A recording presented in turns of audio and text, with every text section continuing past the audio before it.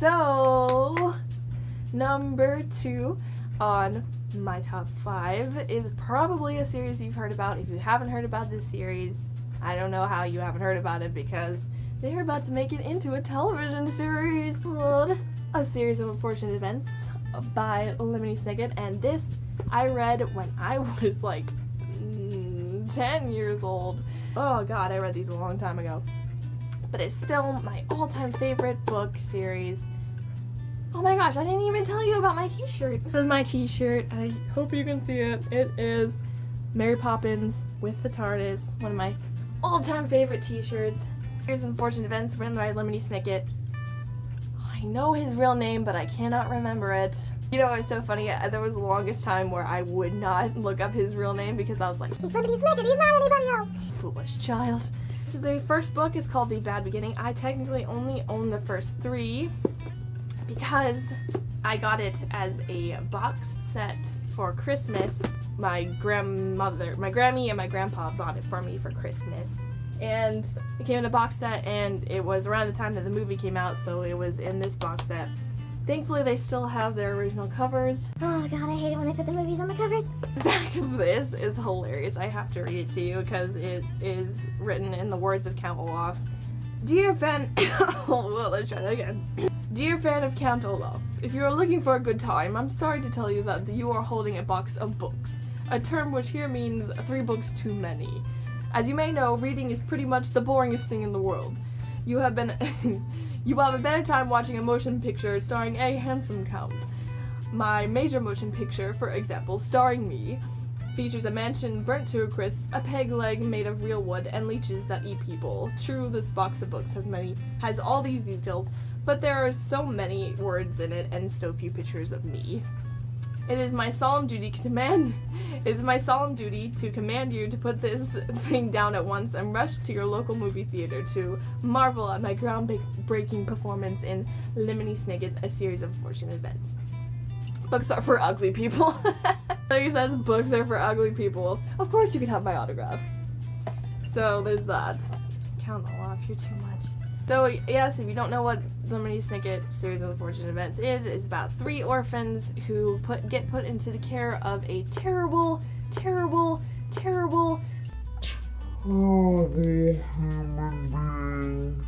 called Count Olaf, and then they realize how terrible he is, and they realize that he just took them in his care for their fortune because their parents died in a fire, and then they get put in his care for I don't know how he pulled that off, but they get put in his care, and he wants their fortune that their family left them, and he will literally do anything to get it. So these books are basically him trying to kill them.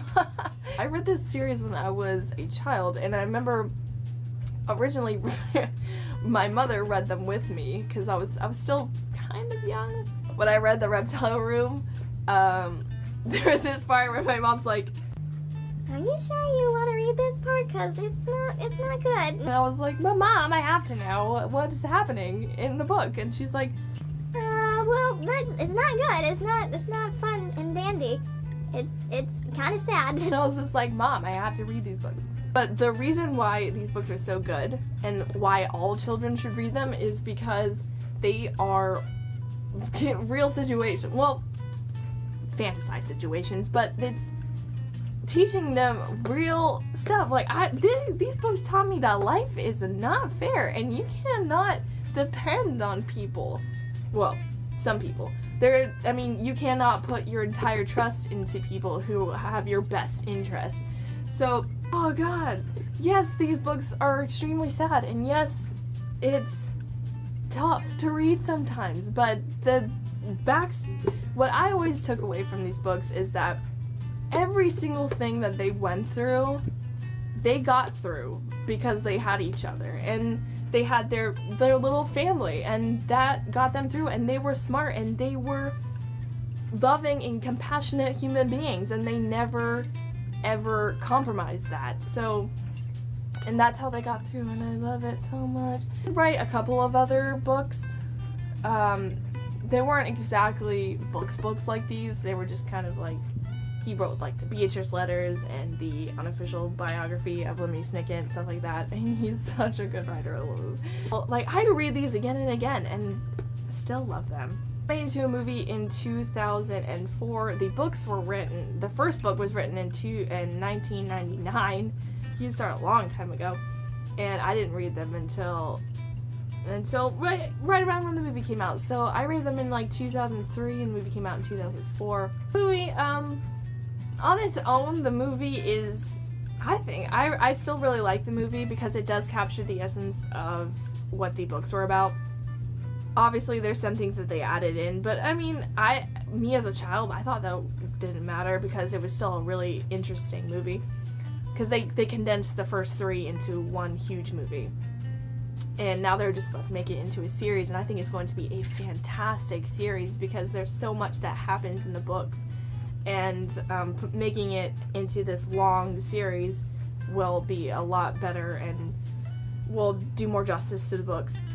Neil Patrick Harris is playing Count Olaf, and I'm just oh my god! The number 1 book on my top 5 list. And I'm so excited about this book because it is my all-time favorite book, and literally everyone I meet, I make sure that they read this book because it is so good. And I have not heard bad things said by anyone who I've given it to, just putting it out there.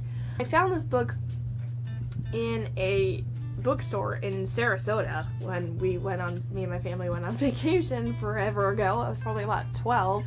I don't even think they sell this book in bookstores anymore. I'm pretty sure you can only get it online now. It's kind of sad. I don't think it did that very well, but it's one of my favorite books of all time.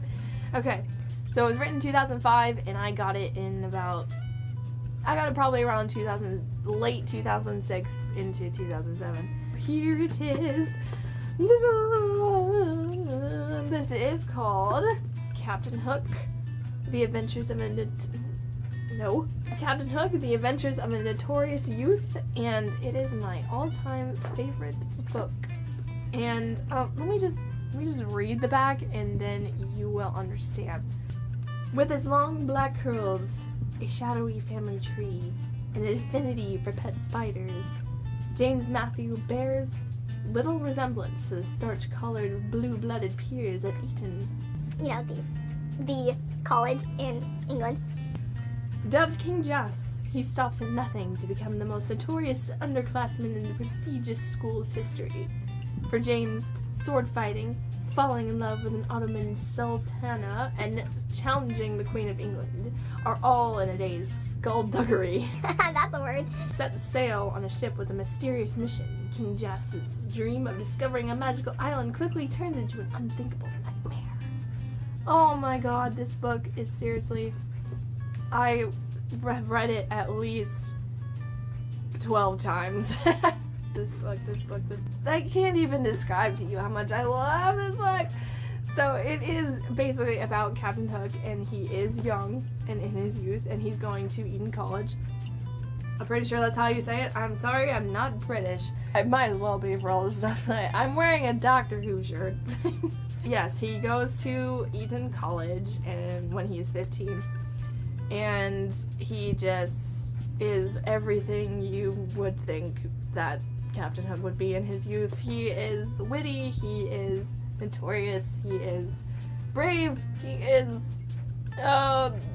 philosophical, and so good. There's no words. I cannot tell you how good this book is. It's got everything you want in a book. It's got adventure, it's got romance, it's got friendship and loyalty and danger and enemies and sword fighting, and they play a game called the Wall Game, and it is probably one of the most violent games. I'll just read you this part. There's a little snippet. I won't tell you everything about it. I don't want to spoil it for you. James smiled and countered Mr. Blood's attack with a sequence that backed him up the steps and onto the quarterdeck. James finished with his boot planted firmly on the hilt of Blood's blade. Blood stood completely disarmed and at James' mercy. The shouts went up again for James to run the blackguard through. That would be bad form, gents. James smiled at Blood, ever polite, and released his hold on his opponent's saber. Blood seized on James's good form, As he moved to retrieve his weapon, he grabbed a gaff of a coil of what? So to retrieve his weapon, he grabbed a gaff of a coil. Blood seized on James's good form. As he moved to retrieve his weapon, he grabbed a gaff of a coil of lime. "James, the hook!" Jolly R cried. Instead of picking up his sword, Blood slashed at James with the gaff hook. Jolly's warning had given James just the second he needed to turn and grab Blood's arm, fighting to keep the sharp point from gouging out his eye. "Your good form will be the death of you," Blood said. "Someday," said James. "But not today." Ah, yes. See, oh god, there's so many quotable moments in here that you so good. A lot of the quotes are actually from J.M. Barrie.